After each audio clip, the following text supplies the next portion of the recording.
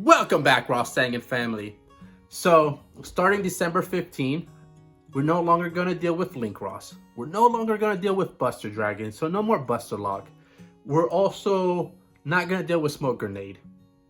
Unfortunately, we are still going to deal with True Kings of Old Calamities, but the ban list didn't touch LP, so Dragonmaids are still at full power. So this deck is still going to be a good tier 2 deck. It might actually move up to tier 1.5, maybe even tier 1. Just the other decks that were so strong that didn't let this deck really compete as the tiered level are really not going to be a huge problem anymore because they're more fragile. And Dragonmaids we play a lot of hand trap. Dragonmaids are like a control deck, and it's also like an OTK deck. And if you guys don't understand what I mean, let's go check out this deck profile.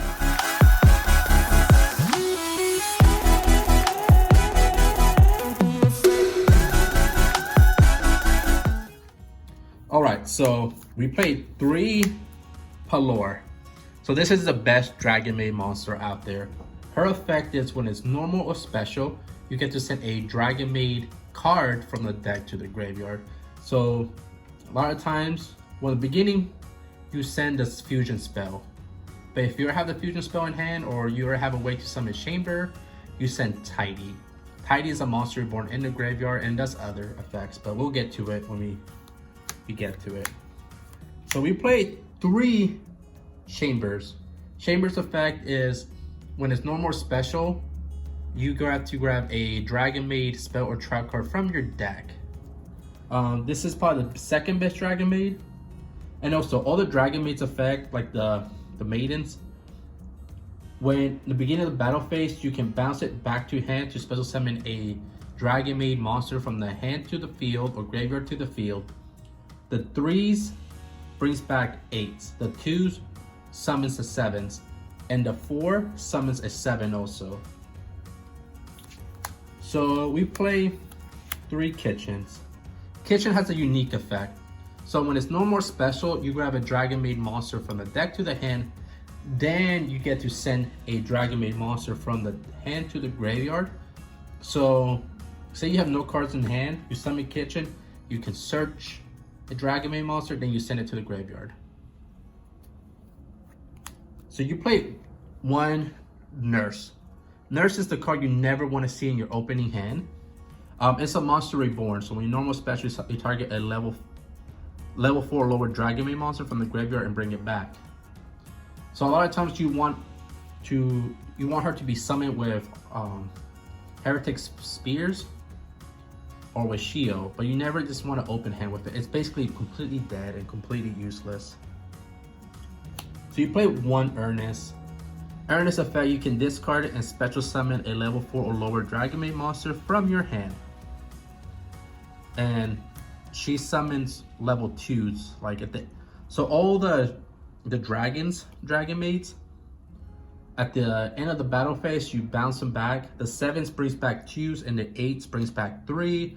Nothing summons 4, so it's kind of sucks for Chamber, but you know, maybe when we get the Dark Dragon monster, we'll see. So we play 1 Lopar. Lopar is basically, you can discard it and target 1 face-up monster on the field. Players cannot activate that target's effect on the field, so it's kind of like a negate. You also have another one, the red one, but so this was not a quick effect, but the red one is, but it gives your Dragonmaid monster 2000 attack. It's a little bit stronger, but I just feel like Lopar is a lot better than the red one, just because the negating effect comes rarely, but it comes up. So we played 3 Phantasmes. One of the reasons is to fix your hand, but the most important part is the Dragon monster.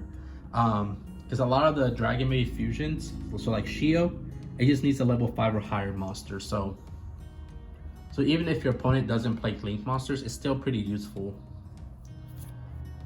So we played 3 Ash, 3 Effect Veilers, 3 Nibiru's. I feel like Nibiru is going to be really good with this current format, just because it was really not that great, just because Dragon Link's Inferno, they can play through Nibiru, but I feel because it lost Link Ross, it just slows them down. They still have Needle Fibrax, but I just feel Nibiru is just going to be really game impacting this format. So we played one Goliath. Like I said, if there's no way to summon him, he's still a high level dragon monster, so you can make Yugioh. Also, you can bring him with LP, so your normal board will end up with Spears, Yugioh, and Goliath, and of course, what do you call it? LP. Or, yeah, so basically, you side him out going if you know you're going second, but if you know you're going first, you bring him in. Like I said, I main deck him just because it's a high level dragon. But if you don't know what this card does, it says neither player can special summon monster from the extra deck. So your opponent is basically locked out of the game. And if you want to get rid of them, you can tribute for the bigger dragons. But a lot of times this is enough to beat your opponent.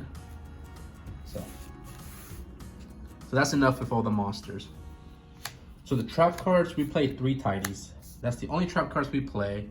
We don't play Impermanence just because Phantasme and Nibiru, if they get hit on the field first, your Impermanence is kind of dead. So I'd rather play Veiler. But okay, so on Tidy, this card, you can target 1 dragon monster you control and 1 card of your opponent from the graveyard or field and bounce it back to the hand. So if you have a card like your opponent relies on the graveyard, you can bounce that card to the graveyard back to the hand. What's the instrument deck? That machine deck, I went blank. It's really good against that. It's really good against a lot of decks. It's an interruption also. But when it's in the graveyard, you can banish it and special summon a Dragonmaid monster from the graveyard to the field. But you can only activate 1 effect per turn. So if you activate the bouncing effect, you can't activate the graveyard effect. So the spell cards, we play 3 Hospitality. So Hospitality is a monster, actually, yes. So it brings back, you get special summon a monster from your hand or graveyard to the field. So it doesn't target, so your opponent can just be like, what's your target? GD Crow. So it doesn't target. But let's say you target Palor, the wind one. You get to send the wind Dragonmaid monster to the graveyard. So you send the same attribute. Yeah, so same attribute, Dragonmaid. So we played 3 Road Legacies. Unfortunately, it does target this one. But it's just a monster reborn, and you can manipulate the LPs and the field zones. We played 3 Typical Tactic Talents, just because this deck loses to hand trap quite a bit, so you just want to draw to grab more hand traps, so stop your opponent also. Like I said, we play a bunch of hand trap in this deck, so Typical Talent is really good. Also, if you have your board uninterrupted, you can, or let's say they ask you and you're still able to make a good board, just look at their hand and take the Apollo card out. So one changeover is the polymerization, and also when it's in the graveyard, you can target a Dragonmaid monster, bounce it to hand, and put this back to your hand. So it's really good. That's why you send it with Palor, and you can target Palor, whatever. Also, if you have the Dragonmaid house Dragonmaid, it does trigger and you pop a monster on the field.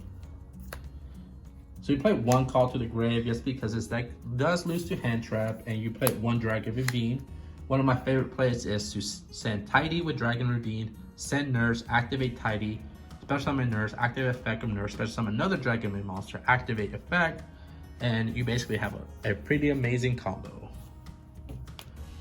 So for the extra deck, I play 3 Dragonmaid Yugiohs. So Dragonmaid Yugioh is an Oni negate, and if you negate it and destroy it, you bounce them back to the deck, and you summon House Dragonmaid. And also on the standby phase, you get to special summon a Dragonmaid monster from your hand or from the graveyard to the field, but it has to be level 9 or lower. So basically you can summon any Dragonmaid. So you play 2 House. So on the standby phase, you target a Dragonmaid monster except for her, and you get to special summon 1 level higher or 1 level lower. Also, if a dragon monster from your side of the field bounces to the hand, you get to pop a card or get to pop a monster on your opponent's side of the field. So you play one Burrow Fierce Dragon. It's just part of the combo, like the 2-card combo. All it needs is 2 Dark Dragon monsters. So you play 2 Heretic Seals. It has a bouncing effect, and if you tribute him when he's in the extra deck, or actually when he's tributed, you get to special summon a dragon monster from from the deck to the graveyard. So if you know you're going against combo, you can just summon Goliath, but it's easy to like run over. But if you have Tidy, you can bounce a card on your field and bounce a card that's attacking it. Like there's really good combos. That's what I'm saying. Goliath is a really good card in this deck. So you play 1 LP, you play 1 Pisty. Dodge the ban list, guys. Konami, you did a mistake, but it's gonna benefit Dragonmaids. So you play 1 Amaraj, it's part of the combo.